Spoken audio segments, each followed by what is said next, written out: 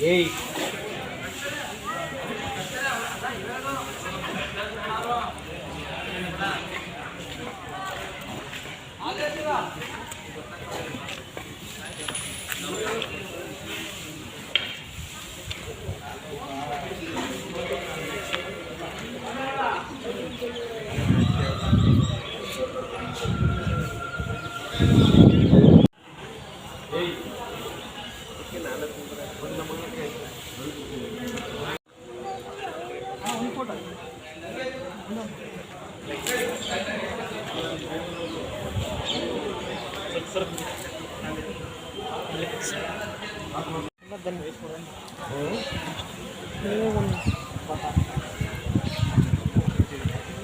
ಬನ್ನಿ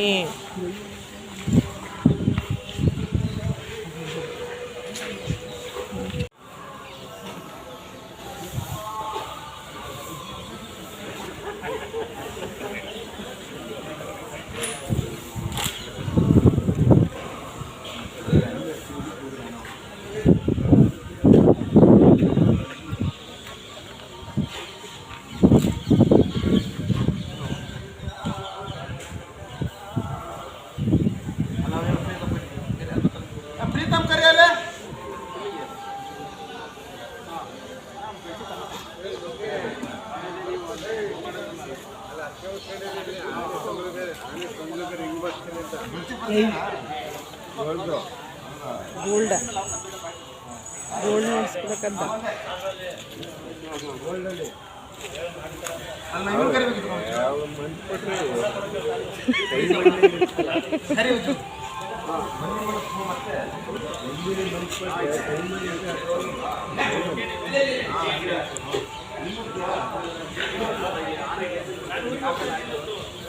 ನಿಮ್ಮಂಗೆ ಕಂಡ್ರೆ ಇಷ್ಟ ಅವ್ರಿಗೆ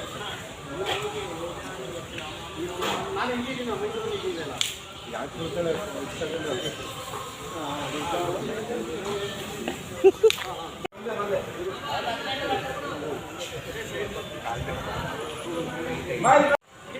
ಅಲ್ಲ ಎಣ್ಣೆ ಬಾಟ್ಲಿ ಎಣ್ಣೆ ಮೊನ್ನೆ ಎತ್ಕೊ ಓಡಾಡ್ದು ಇಲ್ಲಿಂದ ಬಾಟ್ಲಿ 1 ಲೀಟರ್ ಬಾಟ್ಲಿ ನಂದು ಕಾಣೋದು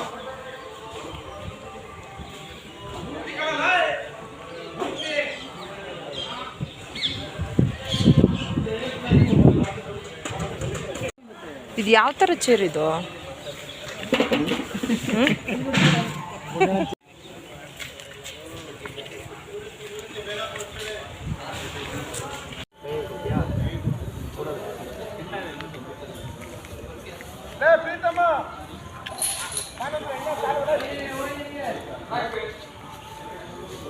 ಅವ್ರ ಎಣ್ಣೆ ಹೆಚ್ಚಿ ಬರೋದಿಲ್ಲ ಇಲ್ಲಿಂದ ಬಾಟ್ಲಿ ತೊಗೊಂಡು ಖಾಲಿ ಮಾಡಕ್ಕೆ ಕಡೆಯವರೆಲ್ಲ ಇಲ್ಲ ಸರ್ಕಲ್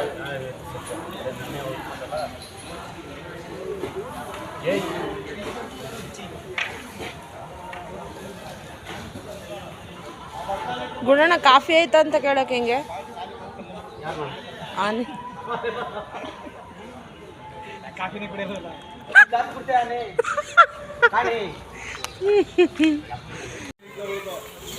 ಅವಾಗ ಅನ್ಕೊಂಡ ಇದು ಎಕ್ಸ್ಪೀರಿಯನ್ಸ್ ಆನೆ ಅದಕ್ಕೆ ಸರಿಗೆ ಹೋಯ್ತಲ್ಲ ಅಂತ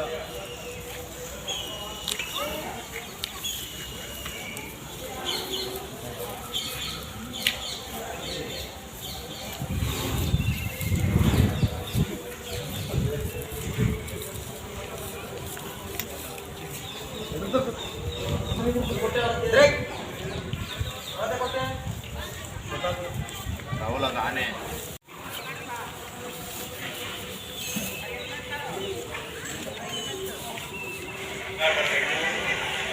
Look.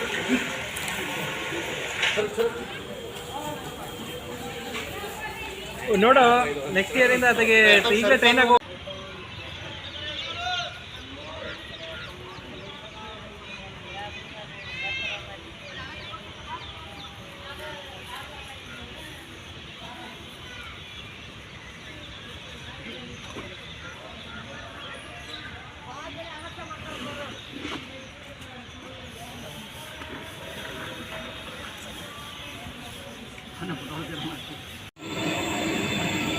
ಸೂರಿ ತೆಗಿತಾ ಇದ್ದಾನಿಲ್ಲ.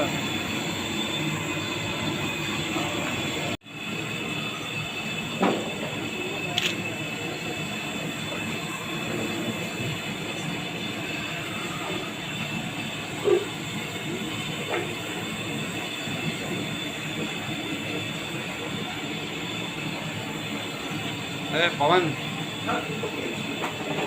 ಆ ಕಡೆ ಇನ್ನು ಫಾರೆಸ್ಟ್ ಆಫೀಸರ್ ಒಂದು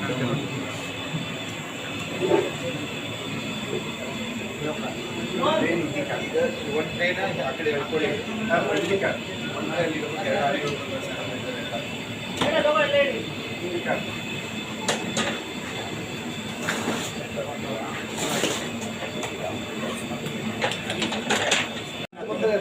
ನಾವು ಹಂಗೆ ಮಾಡೋಕ್ಕಾಗಲ್ಲ.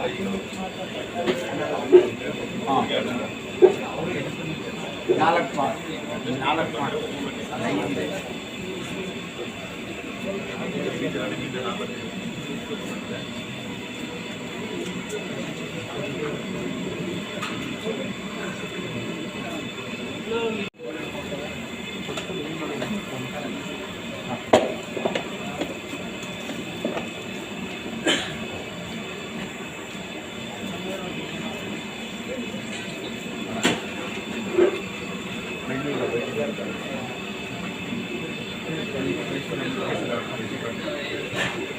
ಅವನ್ನೇ ಕರ್ತಾ ಇವಾಗೆಲ್ಲ ಬಿಟ್ಟು ಮಾಡೋದು ಇದು ಮಾಡ್ತಾರೆ.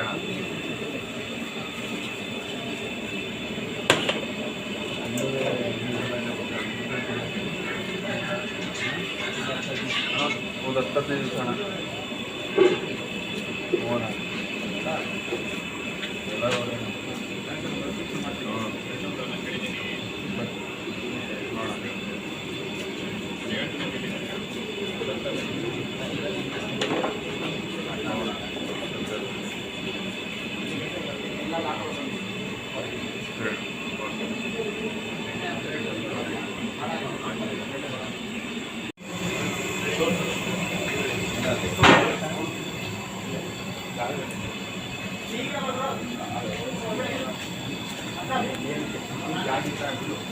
ಹೋಗಿ ಮೇಡಮ್ ಸರ್.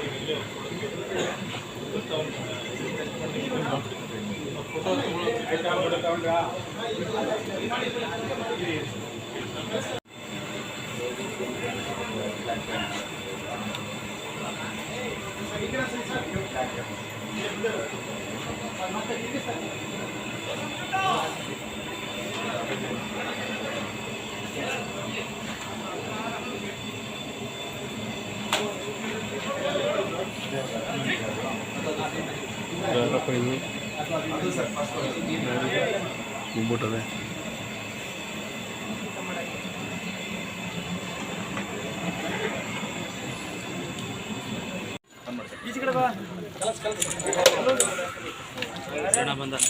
ಟ್ರೈ ಮಾಡಿ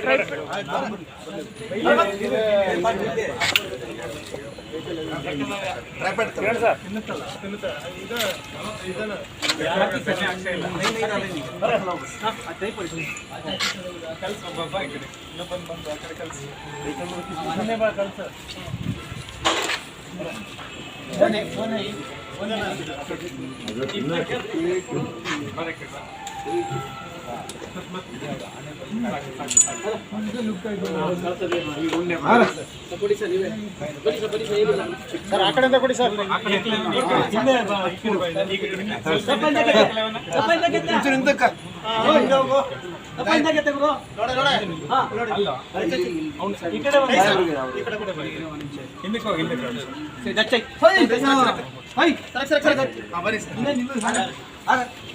ಸರ್ ಆ ಕಡೆ ಕೊಟ್ಟು ಮಗ ಸರ್ ಆ ಕಡೆ ಸರ್ ಆ ಕಡೆ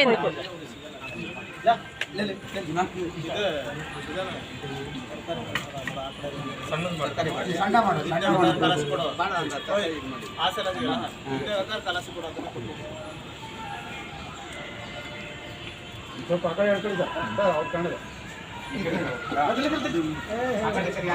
ಹಿಂದೆ ಸ್ವಲ್ಪ ಹಿಂದೆ ನಿಲ್ಸಿ. ಆ ಕಡೆ ಸರ್ ಕಡೆ.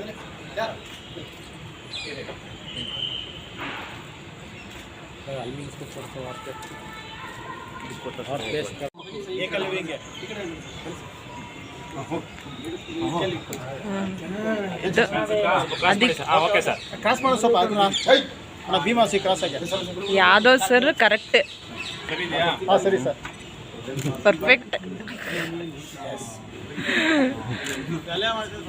ಯಾಕರಲ್ಲ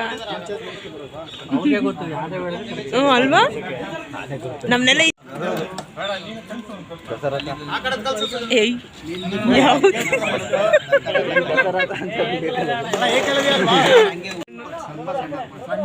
ಬೇಗ ಮಳೆ ಬರ್ತಿದೆ ಬಂತು. ಈಗ ನ್ಯೂಸ್ ಒಂದು ಮುಂದೆ ಹೋಗಿರೋದು ನಿಮ್ಮ ಸ್ಟ್ರೈಟ್ ಇಲ್ವಲ್ಲ ನೋಡಿ ಎಲ್ಲ ಡೈಲಾಗ್ ಆಯ್ತಲ್ಲಿ ನಿಂತಿದ್ರಲ್ವ ಅವನು ಬಾಲ ಕಾರ್ಮಿಕ ಆಗಿದ್ದ ಬಂದಾಗ ಸ್ವಲ್ಪ ದೊಡ್ಡವನಾಗ್ಬಿಟ್ಟವನು ಅದಕ್ಕೆ ಬೆಳ್ಳ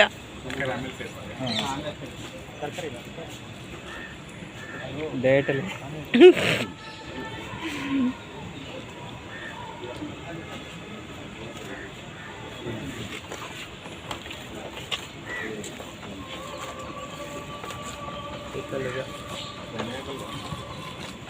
ಯಾವ್ಯಾವ ತಿನ್ನುತ್ತೆ ತಿನ್ನಲ್ವಾ? ಬೆಲ್ಲಿಸ್ಬಿಟ್ರೆ ಆಗಲ್ವಾ?